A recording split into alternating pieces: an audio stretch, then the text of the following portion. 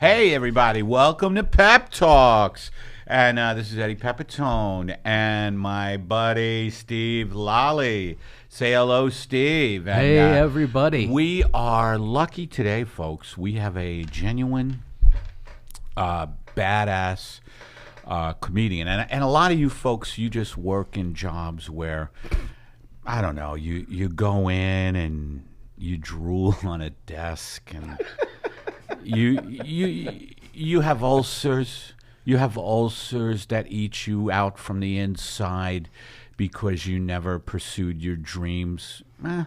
We pursue our dreams, and the guy next to me is a badass comedian. He does what you wanted to do with your life, but instead you wound up in a carpet store and. You wound up in a carpet store in Ohio, and you know, it's anyway. Tom Rhodes, welcome, Tom Rhodes. That's so what a beautiful picture of your listeners you just painted. Everybody's working in a carpet store. Wouldn't it be funny if all my listeners were just all Stevie and me's listeners are just these like guys who barely can get out of bed. Their dreams are shattered.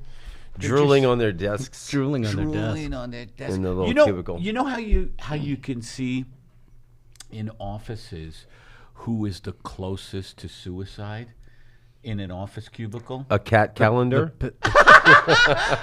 That's very close. I was going to say... Hang in there, and the cat's like, hang in there.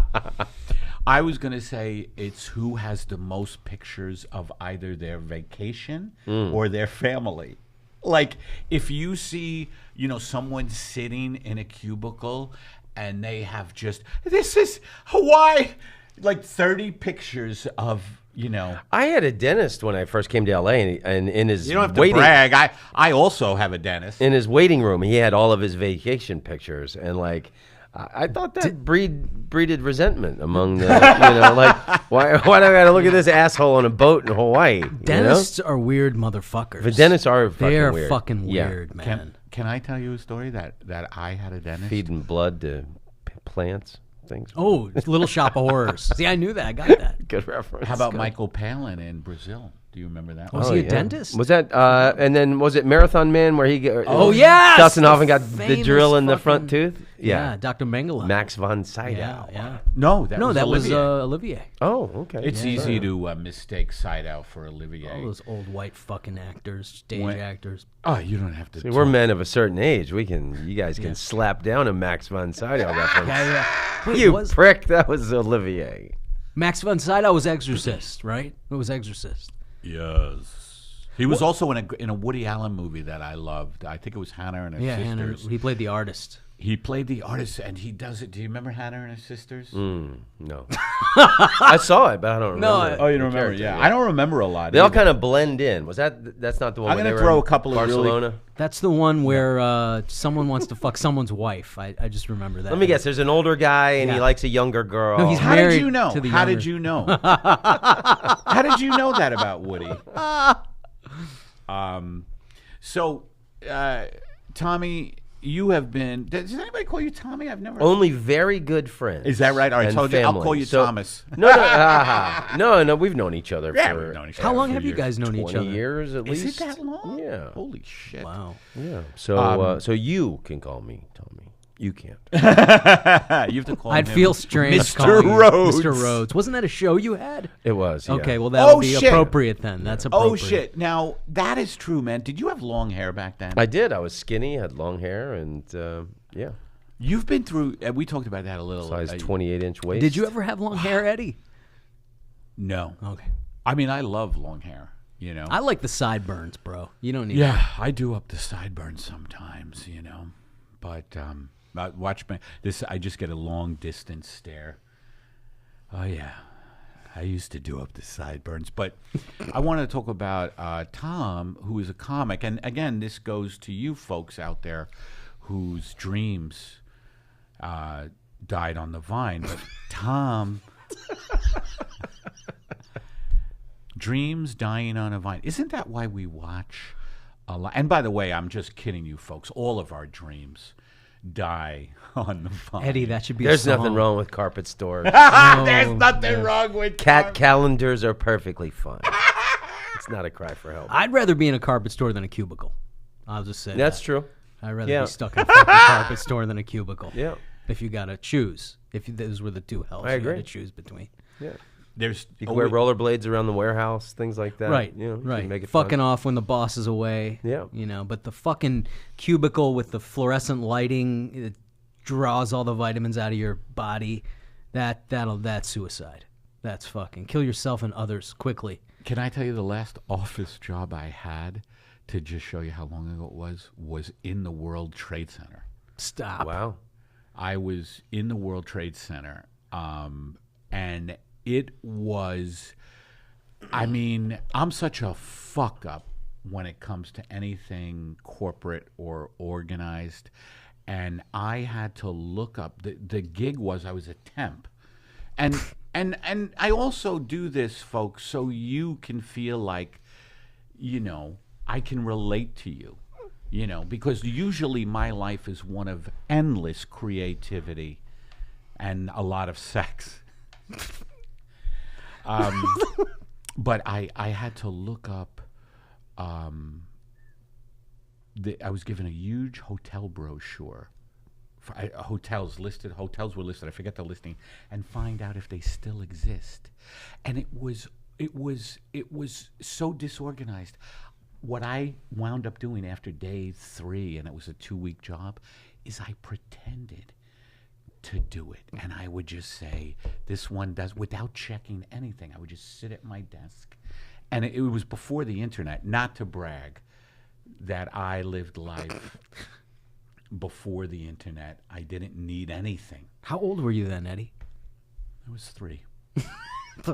My dad put me to work I'm as walking a around toddler. with cassette tapes, so you want to talk about before the internet. That's true. You know, I didn't even realize. Tom handed me a cassette, The Wisdom of Malcolm X, and that's the kind of guests I get. I get people who listen to Malcolm X, white people who listen to Malcolm X. By the way, It's a cassette of his speeches. When I lived Yeah. in San Francisco years ago, I didn't think it would be a cassette of him puttering around the house. I don't know. singing? What you're doing. Just gardening tips. You know, when you're trying to keep birds of paradise at summer peak. I will not have a white lily. Yeah, I lived in this. It was a black neighborhood when I lived in San Francisco. Now it's been gentrified. But Oh, that's there were a all shocker. These That's great, a shocker. great little militant kiosk shops, and I bought that years ago. And it's all his speeches, and anti-white rhetoric always calms me down. I love how you handed it to him and it was empty. Well, Because because that- it's still in the Yeah, little, but still, I got that the was- Sony Walkman thing. If you didn't explain that, it could have been just a fucked up metaphor for I had an interesting ride over with this Syrian driver. I was listening to Oh, you Malcolm took a X. I took a lift. Yeah. And then I took it out, and then because I didn't know the route the guy was taking, and he was like, "What are you listening to?" Did he say that to you? Yeah, and then he Was he cool? Muslim young guy Cool from dude? Syria. Cool dude? Escaped Assad's. Syria? Yeah, from Syria. Oh, and he didn't know the story of Malcolm X. Oh, That nice. the amazing thing of his life, where he was, kill whitey, and he didn't want blacks and whites together. And Martin Luther King Jr. was like, He was a pimp, wasn't he? peaceful. Well, originally, yeah, Detroit Red was his. Wow, I didn't know that. That was his. He was a pimp and a drug dealer. Right. He used to ride the train from New York. He worked on the train from New York to Boston and was running drugs and stuff. Oh shit. And then he becomes, Nation of Islam guy. Right. But he went to, and he was like, very, he very think much they a kill killed- whitey. Do you think they killed him? His own? The Nation of Islam killed Why him. did they kill him? Well, because the Elijah Muhammad, his mentor, was kind of fucking around with young girls in the Nation of Islam and doing some other unsavory things that Malcolm X kind him out of, on? well, he didn't call him out, but it tarnished his image of his hero. And then the big transformative moment in his life was when he went to Mecca for his Hajj, and he prayed next to white Muslims, and he realized that there might be a couple of decent white people. And that's when he came back and realized that, we're all God's children, and that, he was wrong about his anti-whitey stance. Fascinating. Man. So, I mean, the guy's life is pretty amazing. But the tape I have is still very much kill whitey. And I love that it calms you down. It calms me. Because I was talking about panic attacks before we got on the air, and I usually have panic attacks in public, and it would be funny if the only thing that calmed me down was Malcolm X, You should try it against white men. You know, the thing about I need Malcolm X. Like I need my X. Somebody. No more Klonopin. You Here's just his put Xanax, on sir. Malcolm Here's X. his Xanax. No. Malcolm X. Malcolm X. But Tom, I want to talk to you also about the fact that I'm going to Amsterdam. Fun playing city. Toomlers, and you live there. Tom had a show there. Talk about that for a second. I have a deep, long history with the Netherlands. I think it's there's so much to tell you about before your trip. The number one thing that you should know is Toomler is the oldest, best comedy club of Amsterdam. And it is probably one of the greatest names for a comedy club ever. It is. Is that a Jewish Toomler word? is a Jewish Yiddish word, which means traveling merrymaker. Back in, the days when there were Jewish ghettos all over Europe, and Jews were the poor side of town, there were these guys that traveled from ghetto to ghetto, and they had funny songs, they had jokes and stories, and they were traveling merrymakers. They were Toomlers. Yeah, and I love that name too. so Steve is versed in Jewish. I never heard of Toomler. Oh, you never did? heard, and you're a Jew. Actually, on, by I don't so technical, I think that's I probably don't want you saying that not on when the you go to air. Europe. Oh my God! No one knew before now. It's probably one of the best names for a comedy club ever. It is kind of in the basement of the Amsterdam Hilton. There's the side. It used to be a jazz club, which was I've played it. which was mafia owned, and there was a murder, a mafia hit in there, which In is Toomlers? Once Upon a Time. I mean, Holy the Comedy shit. Store used to be Ciro's, Well, which that was I know. a mafia-owned jazz club. There was a so murder so there. many. And There suicides. were many murders. That's why I think sometimes I have a bad set. Yeah, definitely. It's There's a bad vibe sometimes. it's some guy named Lefty hanging out in the rafters. But so Toomler, that jazz club closed, and then Toomler opened, and it's all Dutch comedy all year round, and in the summer they give the Dutch comedians a break to write new shows, and then they bring in the touring international acts, English and American, Irish, Australian, whoever, and then also this allows the Dutch comedians to go there and study from the masters. So it's pretty genius. And Toomler my life was transformed in that room. Is that right? Yeah, because the very first time I went to Amsterdam was to perform at Toomler. Wow. And I ended Were up... you a sitcom star back then? It was after my sitcom. Okay. So my sitcom was 96 to 97. I think the first time I went to Amsterdam was 98, 99. I think 99. By the way, when I hear 98, Yeah, it was 99. When I hear 98, 99, I think, oh, that wasn't too long ago. But damn, It was. 20 years ago. Yeah. So I ended up falling in love with a waitress, a girl that worked at Toomler. And then she's now a very well-known actress in... Can you tell us who or no? Yeah, Aniek Pfeiffer. Who? Aniek Pfeiffer. She's done movies and TV Okay. and a lot of national theater and stuff. We're still friends. And Goes without saying. but we... He's bragging. Why am I bragging? No, because it's something Eddie says all the time. I'm just trying to just tag fucking- Eddie's. We're just fucking with you. No, I'm you know, just you're telling you the interesting- story. You know, you're interesting because you're a serious cat. Like you have a serious.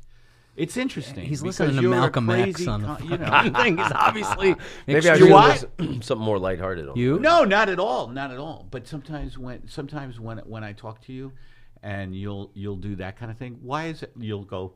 You have a gravitas. You go. Why? What did you just say to Steve? Why is that?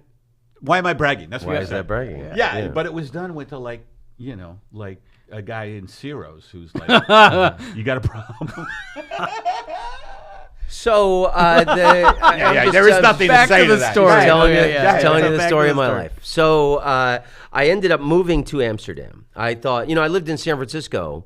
The for girl had a years. lot to do with that. The I would girl is the imagine. reason why I moved to Amsterdam. And Love is why he moved. He has not been love laid. is the reason to move anywhere. He has not been laid since an accident. I'm just going to throw that okay. out there. Go All ahead. right. Go ahead.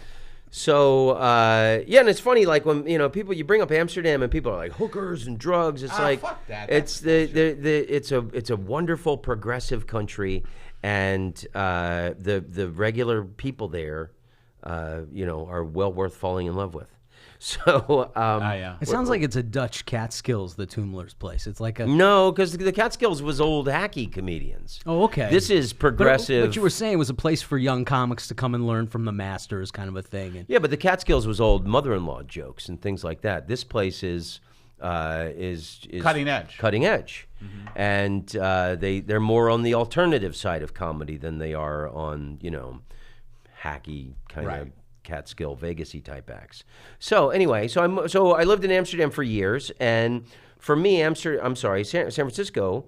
For 7 years, and for me, San Francisco was my left-wing utopia, because I grew up in Florida. My family are all conservative, hardcore Christian Republicans, and a lot of Florida people where I grew up, and I started out on the Southern Circuit. So I moved to San Francisco because I wanted to be around gays and I still do. ethnicities. I still and, do. and as do I. And but he's from Brooklyn, so he was around a little more diverse. you guys really make it hard to tell a story. Oh, this is how we do it. This is Eddie's.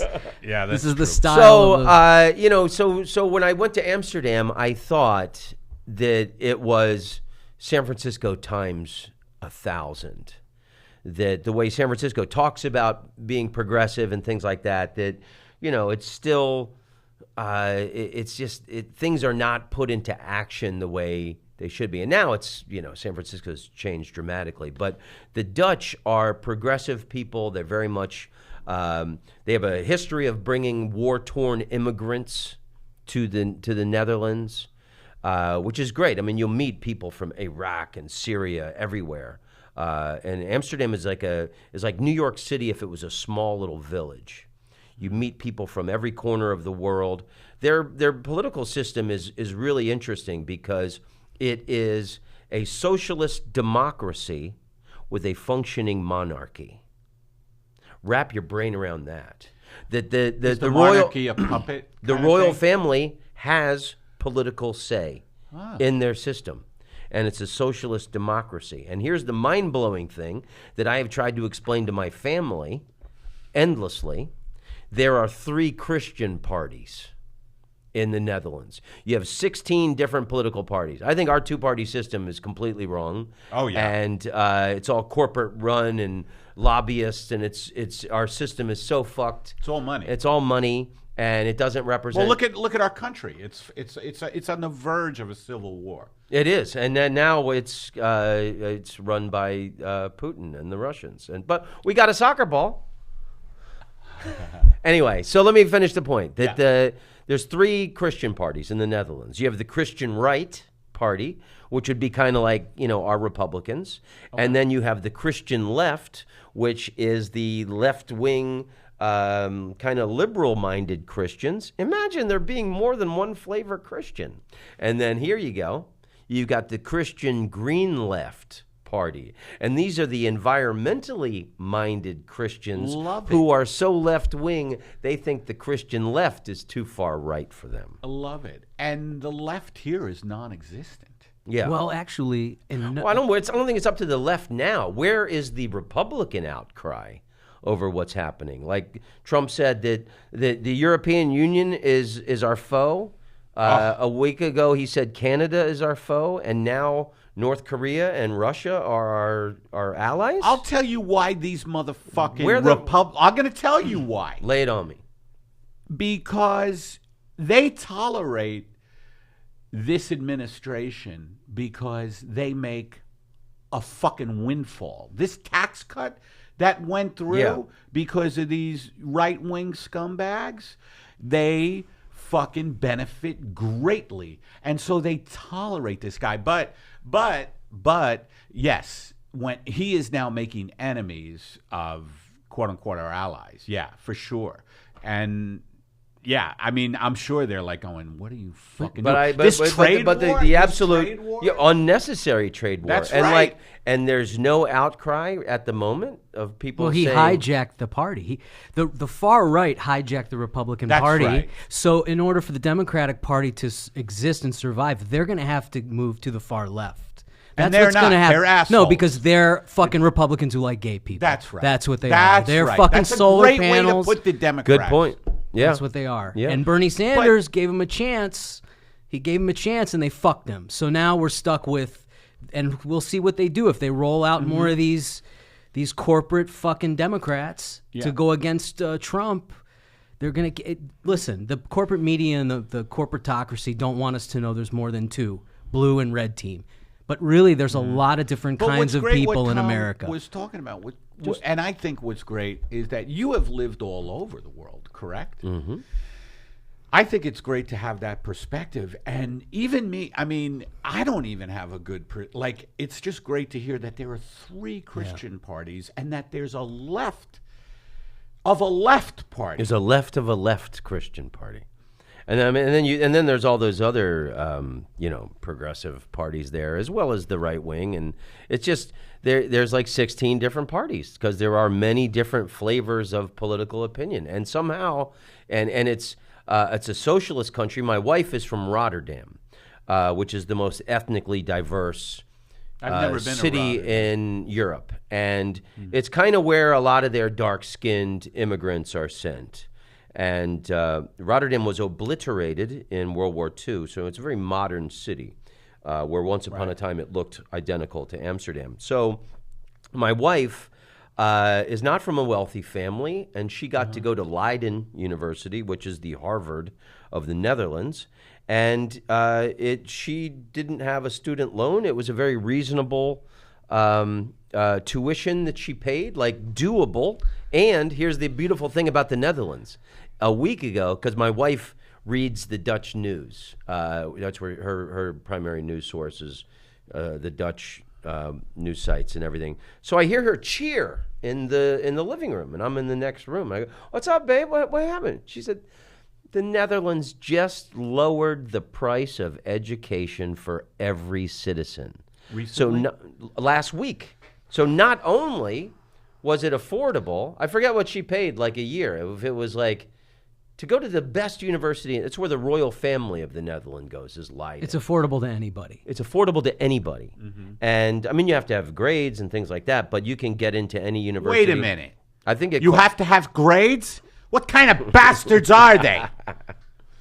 So I don't know what she paid, but it was reasonable. And then also every citizen has basic health care. They're covered.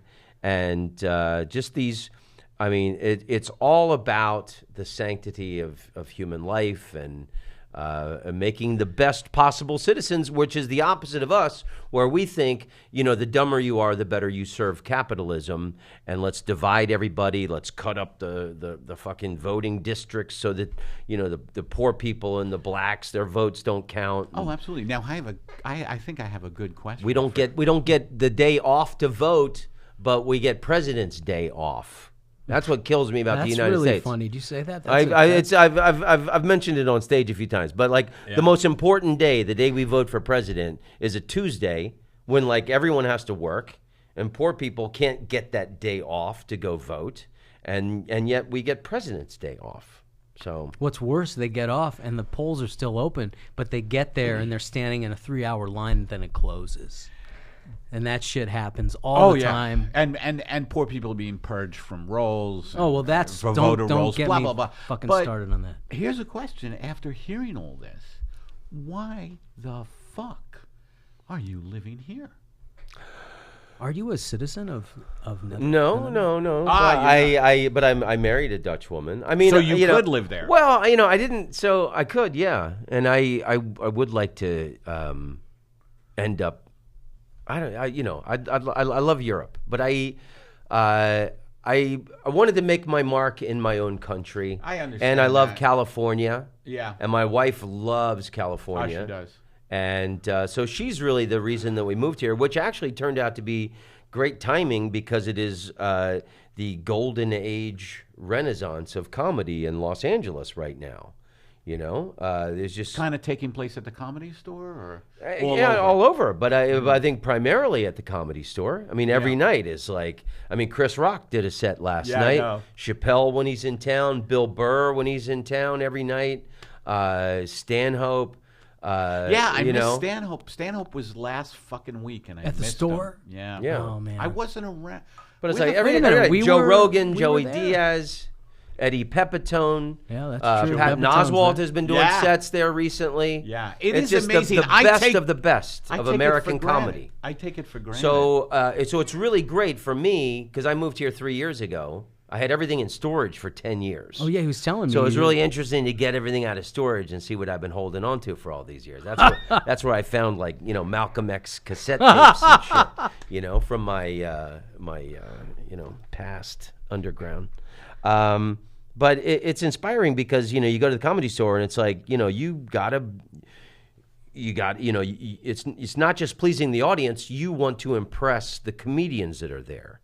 So you can't do the same shit all the time, and then you gotta be bringing some high level, intelligent thoughts. Not everybody takes that approach, but But I really love it. you got that right, buddy. No, I know. Yeah, I was just telling Steve that last night. I had an off set. I was in the original room, and for me, the way I hook in, and I think you do this too, because you transform on stage, I have to have a certain energy. And I think you are like that too. You go, bam! You have a kind of, let me tell you, what's your stage voice? Can you do it now? I mean, I just, I don't know. It just transforms. It's Tom different has than this. It's different than this. It is. I mean, he probably wouldn't know it, but it's like you kind of talk like a black Southern preacher. Yes. I like Yes. to elongate the syllables and hit the consonants. Oh shit! You were friends with Mitch, weren't you? I was friends with Mitch. Yeah. Did I he was influence you, or you influenced each other? Because he started out in Florida too. No, he was. I was already in San Francisco when he started. Oh, I see. and- Okay. Yeah, and Mitch was a good friend. Mitch Hedberg, we're talking about, by the way, Yeah. ladies and gentlemen. Funny man. Brilliant guy. Yeah. I got to open up for him in Birmingham at the Stardome when I first started. That was only been in a couple of years, and I got high with Mitch. Not any kind of hard drugs, but I got high with Mitch, and I did a week of stand up with him, and he was like, "LA is okay, man. It's not too bad. People give it a bad rap. I like sushi." I like sushi. I ended up coming here, partly because of that. So, but I started in Florida in college. Where? And I started with like Bob Shoemaker at the Coconut. This is back when you had to go 90 miles to do an open mic. Yeah, everybody started Between, with Bob you Shoemaker know, in Florida. Yeah. Is that right? Yeah, and he never paid any money. No, even And back then then. and then he still doesn't pay any money. And then shit. I was home. I always go home at Christmas. My family's in Orlando. Oh, that's right, and you're then fine. some of my best friends, you might know Lou Angel Wolf and Kevin Rogers. One of my best friends. My oldest best friends in the world. So I always slip over and visit them over in Tampa, Clearwater, St. Pete area. And Bob, I was down there visiting them, and it just happened to be the night that Bob Shoemaker was having his annual Christmas party. And he has a very lovely home on the water, and with a little boat. He invites all his important friends. But it's funny that, that's where the money went. The guy never paid any money to anybody. And then it's like, of course he has a beautiful home Yes. right on the water. Yes. So- Tom, we have to take a break and do an ad. We have a lot of great sponsors. We have a couple of new ones this week, and I think you're going Tom Rhodes Radio Smart Camp? I should have. We can. I You should've- want to promo some stuff? No, I could give you a couple bucks and we could make it a commercial. I'm kidding. Tom Rhodes Radio Smart Camp sounds funny, but we have a new sponsor this week, and as you know, we Matt Rasamoto.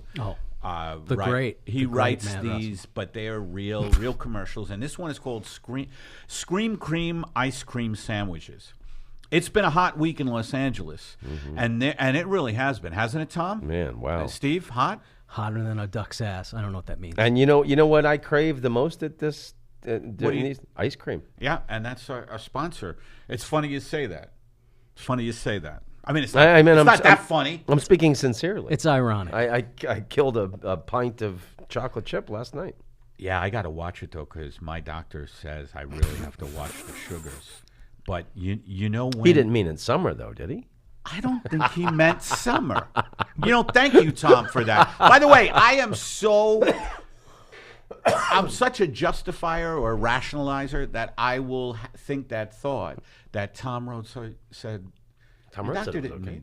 You got to have a root beer float in the summer. Wouldn't it be funny if your doctor's like, look, you got to watch, you might be pre-diabetic. Summer is fine. Eat as much ice cream as you want. Matter of fact, just grab some gummy bears on your way out. Anyway, this is an ad, and thanks, Tom Rhodes, for coming. Scream Cream Ice Cream Sandwiches. It's been a hot week in Los Angeles, and there is no other way to beat the heat than with a delicious ice cream sandwich. Scream Cream is world famous for its delicious ice cream sandwiches. In fact, some say these ice cream sandwiches are too good to be true, as explored in the new Netflix documentary series Scream Makers, which takes you behind the scenes of the dark world of ice cream sandwich manufacturing. From the vanilla cartels of Guatemala to the blood chocolate of the Ivory Coast, this documentary. You're on your own, dude. Jesus Christ. This documentary takes you behind the gory curtain of the most delectable summer treat in what TV Guide calls the most violent and horrific expose ever to be televised. Did you know that ice cream has this kind of background? I may want to give up ice cream after I see this. I don't think you want to take it that far. It's delicious. But I didn't know people were being killed in Guatemala and the Ivory Coast. Yeah, but I still eat it. Yeah, and he's a vegan. Why does Netflix do this to me? I can't. I'm keeping money in my Tom. mattress because of what I Tom. learned about the banking system. All these Netflix documentaries are turning me away They're from really everything. taking a lot of fun out of your life. Yeah. Well, maybe you should just ignore this one. Okay. And enjoy your ice cream. But anyway. In the summertime. Right. Filmed over 5 years. They filmed over 5 years. Dedicated filmmakers, these documentary filmmakers, aren't they? Aren't they dedicated, Steve? I'm not sure, but maybe. I think they are. They dress very. It's not a documentary. It is, you asshole. It's filmed over 5 years. Scream Makers captures not only the mind-curdling terror of ice cream sandwich production, but captures the barbaric, trapping, and torturous deaths of the documentary crew themselves. Netflix's Lisa Nishimura says the bloody videotapes were mailed to us by the very people who committed the atrocities. This is not a See what I said? This is not a documentary. This is a warning. And what better way to watch that warning than with a delicious Scream Cream ice cream sandwich? Oh boy, are they good! Wow. Now let me read that because I think, folks, I could do better. I think the message here is yes, people are getting murdered in the production of these ice cream sandwiches. However, enjoy it with an ice cream sandwich. I'm afraid I might give up ice cream after seeing it. I mean, I was going to join a cult in Oregon, and then Netflix just killed that for me. Oh yeah. You know? So it's I think you got to follow your heart. I think I got to get rid of Netflix. That's it. Maybe you should get rid of Netflix. Yeah. But also follow your heart. What were you going to say? Just get rid of your conscience. That's all you got to do. Oh, wow. Then I would be American. Or Republican. We also, Tom, we get calls from people each week, and we have a call. I think we had just one this week. And remember, if you want to leave a comment to me and Steve or one of our guests, the number is 424-262-0904. That's 424-262-0904, and we have a call here, and let's listen to this call. Hey, Pepitone, it's your boy Jardo. So I've just been doing some philosophical thinking here. I was watching the other night, Stand By Me. Great film. I hate to spoil it here, but I kind of need to for the point I'm trying to make. There's, at the climax of the film, Kiefer Sutherland's character has a knife to River Phoenix in his neck. And then later on, they say that he died years later as an adult trying to break up a fight, and he gets stabbed in the neck. And I read somewhere online, someone said that was foreshadowing his death, which is kind of an interesting idea that the universe kind of foreshadows your death. But in kind of a logical way, a non-mystical way, I mean, that happens all the time anyway. For instance, my grandmother had colorectal cancer for 7 years. And you know what? That's eventually what killed her. So in a weird way, I mean, everyone probably has enough access to information to realize that they're going to die of a certain thing. Unless it's a random thing. But if it's a progressive disease, you're going to have kind of an idea that's how you go out. So I guess this relates more to like an Agi question too, because I know he's of the Jewish faith. I'm kind of curious if this concept is within your religion, is the idea that the concept of God is so powerful and mystical that he doesn't even have to exist. Is that concept anywhere in the religion? I'm actually genuinely curious about that. Like an idea that's so powerful that theoretically it doesn't even have to exist to be useful. It doesn't have to mean, it could be both things, kind of like light's a particle and a wave. It can, be a real thing, but also just a construct of our imaginations. I was just curious if rabbis ever talk about that. So I hope that's a good question, and you guys take care. Bye. Well, that was an interesting phone call because he went from Stand By Me to the universe foreshadowing your death. And then is God so powerful, does he even need to exist? And do Jews believe it? So what, you're our No, I don't Jewish think so. expert. First of all, that was the longest call we ever had. Yes. I got to Interesting call. Interesting call. Totally. He referenced Kiefer Sutherland. Kiefer Had a knife to his throat? River Do Phoenix. you know anything about this, Tom? River Phoenix. I don't remember. Stand By Me. I don't that remember. wasn't in.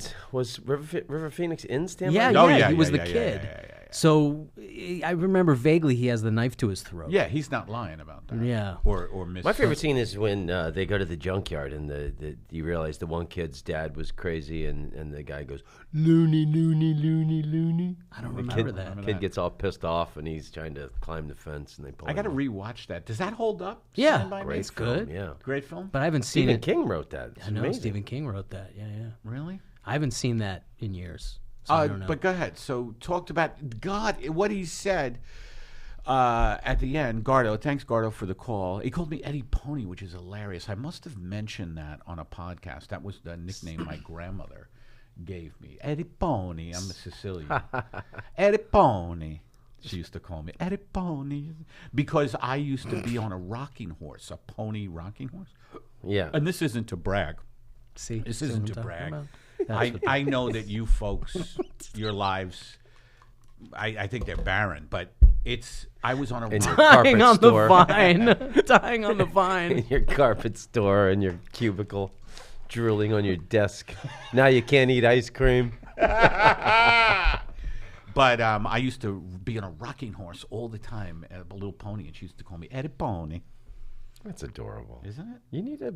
She was the I think one. that would probably bring you what the Malcolm X tapes do for me. Yeah, Maybe you need right. a No, that was his- adult-sized rocking. That pony. was Thomas- his nurturing symbol in his life, nurturing female. Yeah, as your my grandmother, grandma. right? Yeah, absolutely, my Italian grandmother. But you want to answer this question about God? Like the concept. In other words, the concept itself is so powerful that he doesn't even have to bother showing up. Is that true? Oh, well, you would think. I mean, if God is all powerful, why do we have to bother him with praying? I mean, if God knows every hair on your Praying head, is for us. I think Jim Morrison said, What did Don't Morrison petition, say? don't- "You cannot petition the Lord with prayer." But he was a fucking moron. Yeah, he was a moron. He was, he was a heavy duty alcoholic. I was really into Morrison when I was younger. Me too. When I Really? you read any of that poetry now, it's like, oh my god. Is it horrible? He's just a pretentious asshole, kind of. I mean, I like snake- there's still a handful of Doors songs I like, but now I've been to I'm a big Francophile, and I've been to France, Paris many times, and I used to always have to go to Morrison's grave, man. Really? But he's in Père Lachaise Cemetery, and there's so many cooler graves there. Oscar Wilde is buried there. Chopin. Sylvia Plath? No, Edith Piaf is there. Ooh. Yeah. I was always more into Dylan. Marcel Proust is there. Wow. Wow. It's pretty awesome. I was always more into Dylan, even in college. When I was a young kid, I was Good like for you. Dylan more than. What's your favorite Dylan song? Man, that's God, tough. that's a tough one. Tomorrow is a long time. Probably the Grains of Sand, the Every Grain of Sand. Have you heard that one? Every Grain of Sand.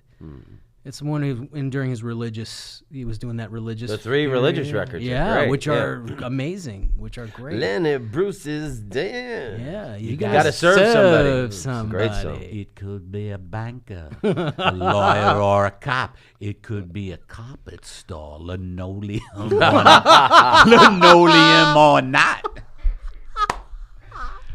You said you love Europe. Other favorite places besides Amsterdam? Amsterdam is amazing, and I need to give you some tips on Yes, Amsterdam please do. before we wrap up on, Please do. On the podcast. But other favorite places, Paris. I'm a big Paris I wanna go to freak. Paris so bad. I love everything about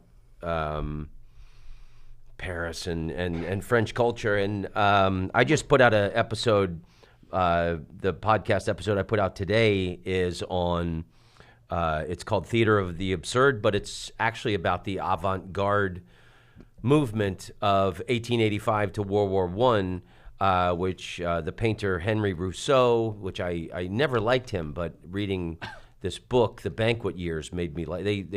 People disliked his paintings so much they slashed him with knives when he first portrayed him. But there's this guy who named Alfred Jarry, and he did this famous play called Ubu Roy, and Roy is king, so it would be King Ubu in our translation. So I played this theater in Paris in January called Theatre La Ouvre, and that's where this play happened, which made me want to read about it.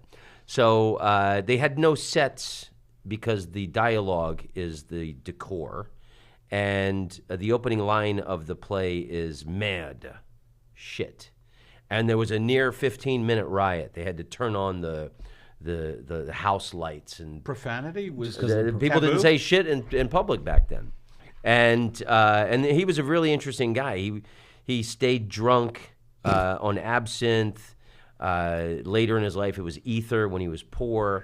But he was trying to blend the reality between being wasted, turning his life into a dreamlike state was what he was trying to do. On canvas? No. This is the playwright guy who was friends with Rousseau. They were from the same little town, right. And this play Ubu Roy kind of transformed. It was really it was this kind of character. Was kind of like between a child prodigy and a brat. So it is really funny sense of humor where like nothing was taken seriously and everything was to be ridiculed. A really interesting guy and it influenced everybody. Picasso imitated the guy. The bicycle was a new invention. So this guy used to drive his bike around Paris with a rifle over his shoulder and 2 pistols in his belt. What's his name again? Alfred Jarry. Oh, Jarry. Have you ever heard of Jarry? I know the name, but I don't know his work. So the episode of my podcast I just put out today. What's the name of your podcast again? Tom Rhodes Radio Smart Camp. Okay. So I try and educate people. I did an episode on. I did a 3-part series on the French Revolution. Really great stuff, man. Danton, my favorite character from the French Revolution, when he gets sent to the guillotine. He stepped up onto the scaffolding and he told the executioner, "Be sure to hold my head up for the people. It's well worth seeing." If you're going to get your head cut off, you got to say something. I hope I go like that. I hope I go like that if I have the balls to do that because I think there's going to be bloodshed here. I think it's funny that the thing about the French Revolution is like, oh, wow, could you imagine one political group hating another so much that they would chop the heads off? Well, here it is. And here we are. So yeah, there's interesting things to ponder. I did another episode on Mark Twain's worldwide comedy tour. I know a little bit He did about after that. he declared bankruptcy to get out of debt. And I think Mark Twain invented modern stand-up comedy. When was that? When That was 1890s. Wow. Yeah, so it was on the same time as Alfred Jarry put on that play in 1896. It predates vaudeville, that's for sure. Yeah.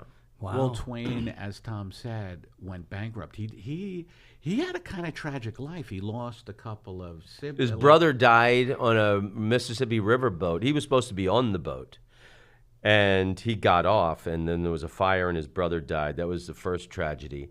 And then he was really, really bad with his investments. He invested in this typeset machine that broke him and all these other things. He had a chance to invest in the very first telephone. And he said, who would use it? Just me and the president. Gosh, that's So he could have made a fortune off the telephone, but he didn't. So genius who was a fucking idiot. That's the greatest. That's the greatest. So and then he was a fucking idiot. And then he had I think he had 3 daughters, and Livy, the oldest one, was the most popular, and she was beautiful, and guys liked her. And then she had another daughter who was an epileptic, and they tried all these different treatments. They took her to Sweden. They had money. They could do.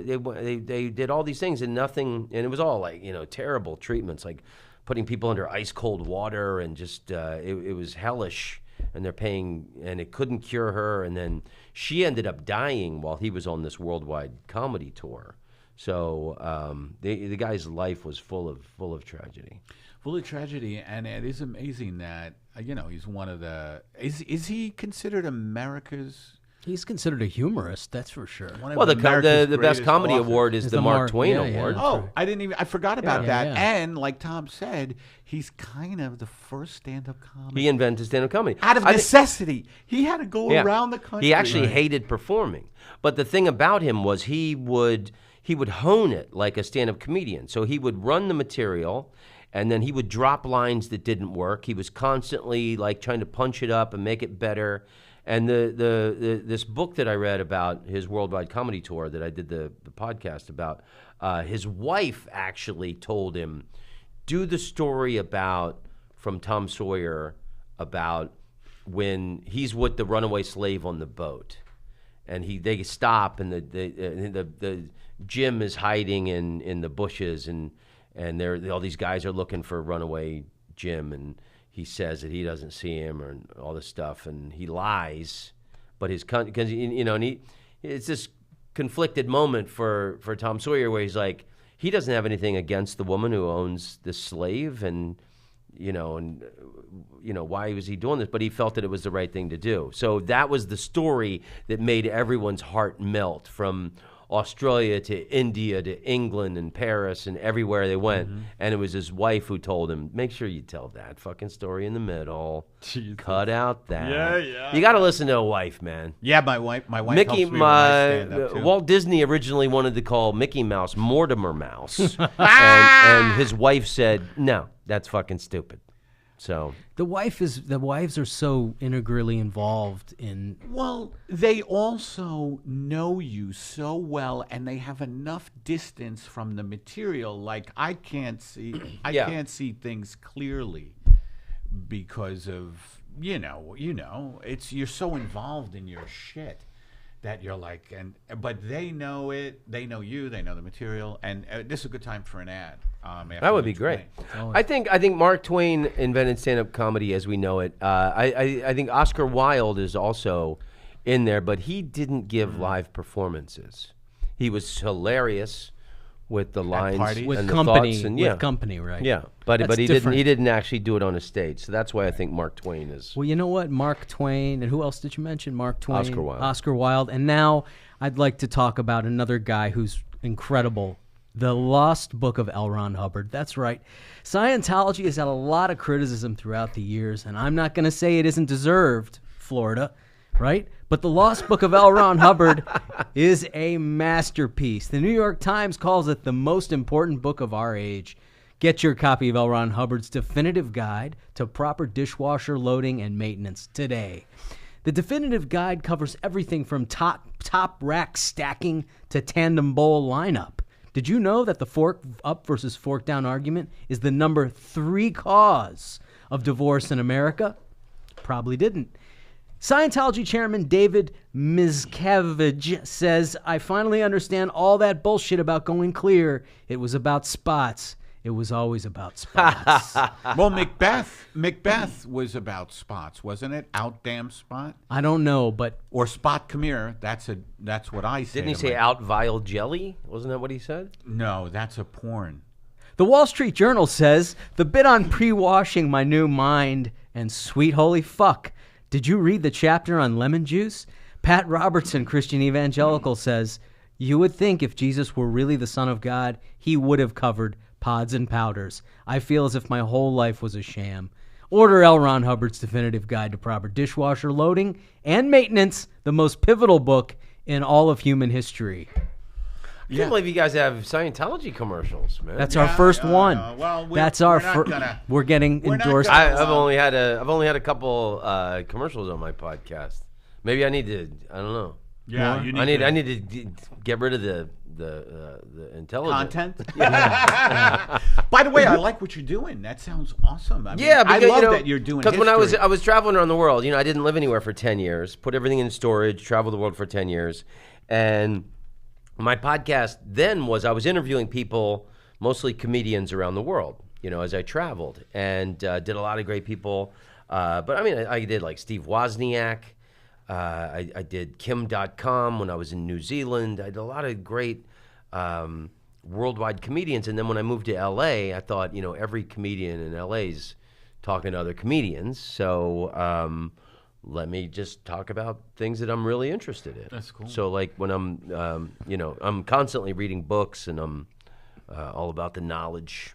So I loved it. I mean, I love just hearing about because I can't believe I haven't been to Paris yet. I can't believe you haven't either. And my favorite author in the whole world was born in Brooklyn. He was born in Brooklyn.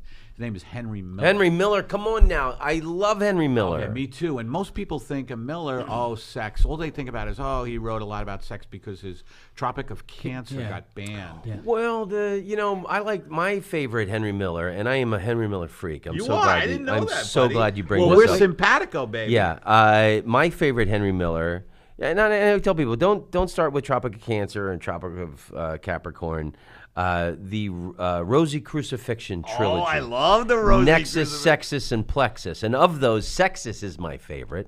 And he does talk about what he did with his dick for 10 pages. Yes. But then he'll drop the most the most profound observations of human existence after he talks about his dick for 10. It's not Well, you have exaggerating. to talk about your dick for But 10 minutes he's in order in to Paris get that out of and the way. He's in Paris in the 20s, and he wasn't, he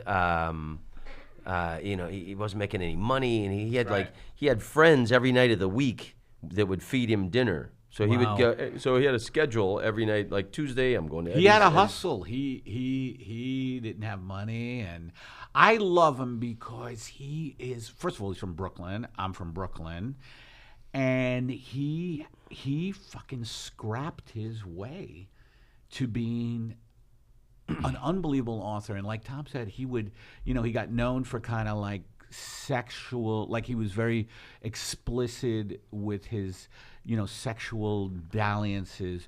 But then he would just talk incredibly philosophically or insightfully about the world, the universe. It was just fucking great. One of my favorite writers of all time. And then the Colossus of Marousi is one of my favorite books, which is about this period he spent in Greece.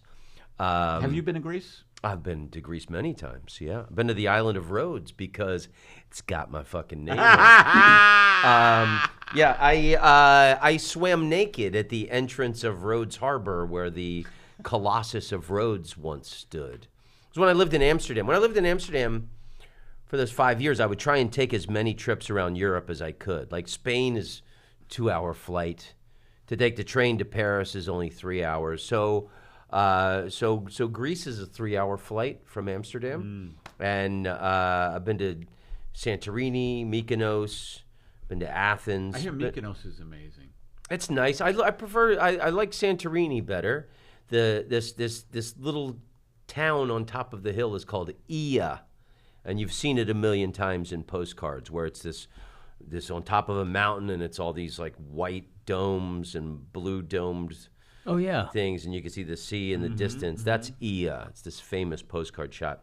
But the island of Rhodes is supposed to be the Florida of Europe, but I'm from Florida. I don't have a problem with Florida. I think the island of Rhodes is amazing. It's a fortress city built 300 years before Christ.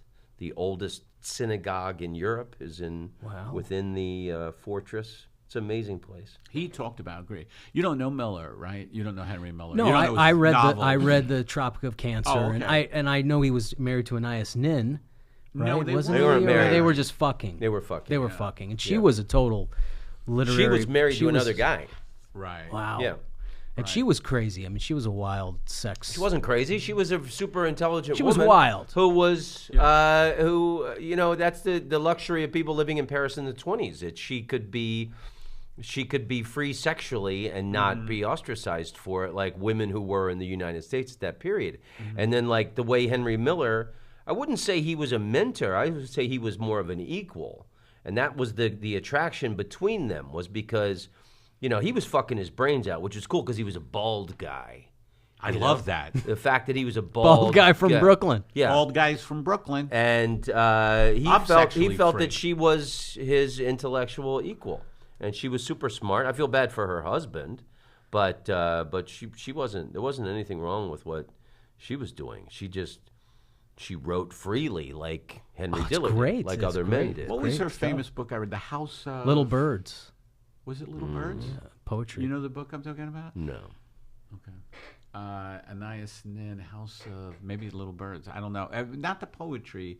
It was just Short erotica. stories. It was Yes. erotica, and it was the first time like I read erotica, and I read it out loud to in the New York subway.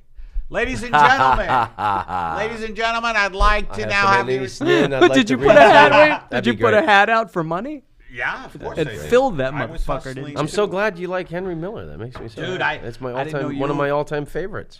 My all-time. You favorite. should come by my apartment and see my Henry Miller shelf. We have to wrap up. Tell me. Oh my give God! me a couple Okay, of tips. I got to give you. Okay, Amsterdam. All right. So you're going to be staying right across the street from Toomler. So the Amsterdam Hilton is where John Lennon and Yoko Ono did the Love In 1969. It's also where Herman Brood committed suicide by jumping off. Herman Brood was the Lou Reed of Dutch music. He was like Love a it. Lou punk Reed, rock, my favorite cool musician. dude. And one of mine as well. So where that is, when you come out of there, you're going to be staying, I think it's called the Bilderberg Hotel where you'll be staying. And you walk from there, you can walk straight. It's like 3 blocks straight over to Vondel Park. And you come out. Oh, I've been to Vondel. You yeah. come out right in the center. And that Vondel Park in summer is so the nice. best place in Amsterdam. It is cool. And it's just so great, and it's it's the weather's bad there for 8 months out of the year. So Is it? It's rainy and cold for most of the year. Yeah. So in the summer, That's why your wife loves California. perhaps, yeah. Perhaps, But, Tom. there's a Japanese tea garden where you can have tea in there, but it's such a great place.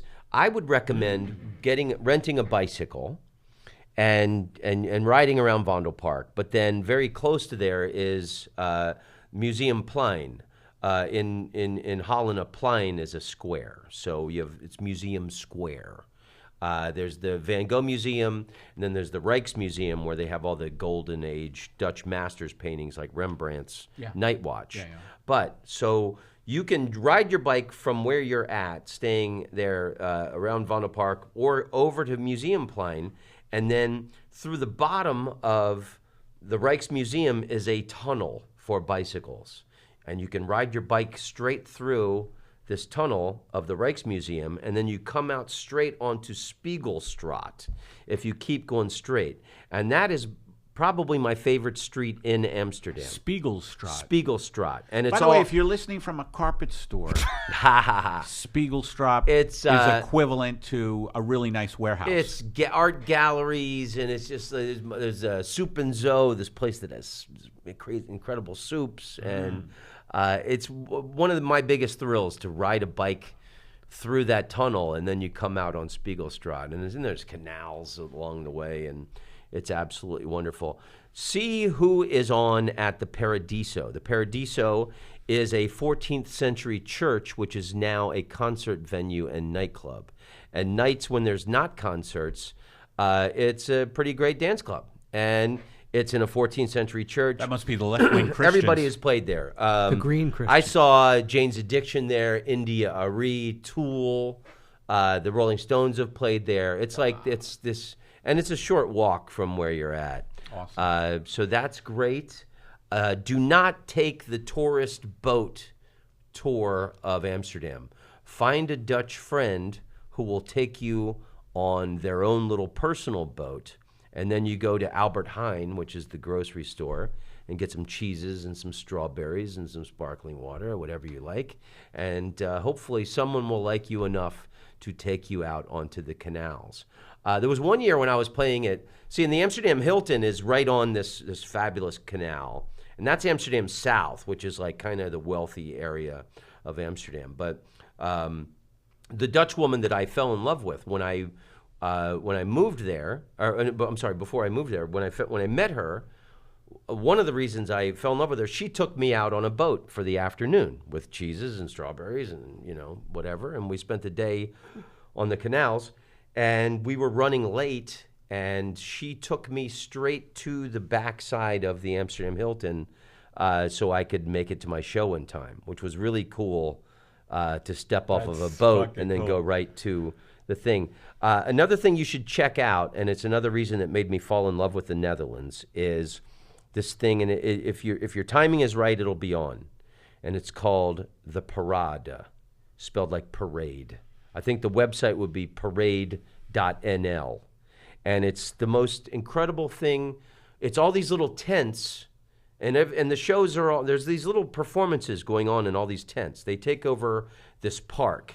And I think it's John F. Kennedy Plein where they do this in Amsterdam every year. But it tours all over the Netherlands, and it's 1 week in every city, in Groningen and Utrecht and Rotterdam. And it's one of my favorite things in the Netherlands, and it's so Dutch. What's it called again? It's called the Parade. Okay. It's called the Parade. So parade.nl, or just Google Parade Holland. And it's these wacky performances, and so you have outdoor bars and outdoor little food stands, but there's like, I would say 30 to 50 little tents where you don't know what's going on in there. And you get like, you pay for like these tickets to go to the shows, and the tickets are only like 50 cents each. And you can go into one, and it might be like the weirdest thing, some Dutch guy just smashing pies into his face or while riding a unicycle, or you could see like some really great, and these little performances are only like 5 or 10 minutes long. But you never know what the performance is going to be. This is their Comedy Store showcases, basically. Basically. Yeah. And then it was the first time I'd ever seen the silent disco, where everyone's got their own headphones on. Oh, yeah. I've heard now, of that. now you see that at festivals everywhere. Right. But I saw it 20 years ago there for the first time. That is pretty amazing. And, okay, let me tell you this. One of my favorite things in Amsterdam is the Children's Museum. It's called the Tropen Museum. And you can take the number 9 tram. It's out by the zoo. The zoo is pretty. 3 o'clock is feeding time at the zoo. And if you're standing in front of the lions at 3 o'clock, it's pretty thrilling to watch the lions ripping raw meat apart with their teeth. That's actually where I was standing on September 11th. Wow. That I was a little symbolic, yeah. no? Yeah, exactly. So the Tropen Museum is like a block from there, and it's a children's museum, but it's all about the rest of the world. And this it's such a it shows you the Dutch Enlightenment and how progressive they are, where it's all about, because they colonized people all over the world, in Indonesia, and and there's an art photo exhibit. But it's this really cool place about the rest of the world, and they're very honest about their history with the rest of the world. And the last tip I will give you, which a lot of people don't know about, and I always tell people to do this, it's in the red light district. The red light district is in the center of town, so there's no way to avoid it. Right. Amsterdam is shaped like half a pizza. And so they sealed off the ocean, but it used to be the river there went to the ocean. So The Amstel. No, it's called the Eye. Oh, I thought it was the Amstel. The Amstel is on the other side of town. Oh, okay. Yeah. But this is the Eye, which is behind Central Station, the train station. So the sailors would all come in there, and that's the red light district is the oldest part of town. Ah. There's a place there, this is my tip, it's called the Church in the Attic. And so it's the oldest part of town. At one time in the Netherlands, Catholicism was illegal. These people built their own private Catholic church in their attic. And it's on the edge of the red light district. And it's pretty amazing. Whenever they did this, I don't know, 1500, something like that. But it's called, just Google Church in the Attic, Amsterdam. I mean, and it's And Parade or Parade. yeah, and Parade. I highly recommend those. If you were there in April, I would tell you to go to Kokenhof, which is where all the tulips are displayed.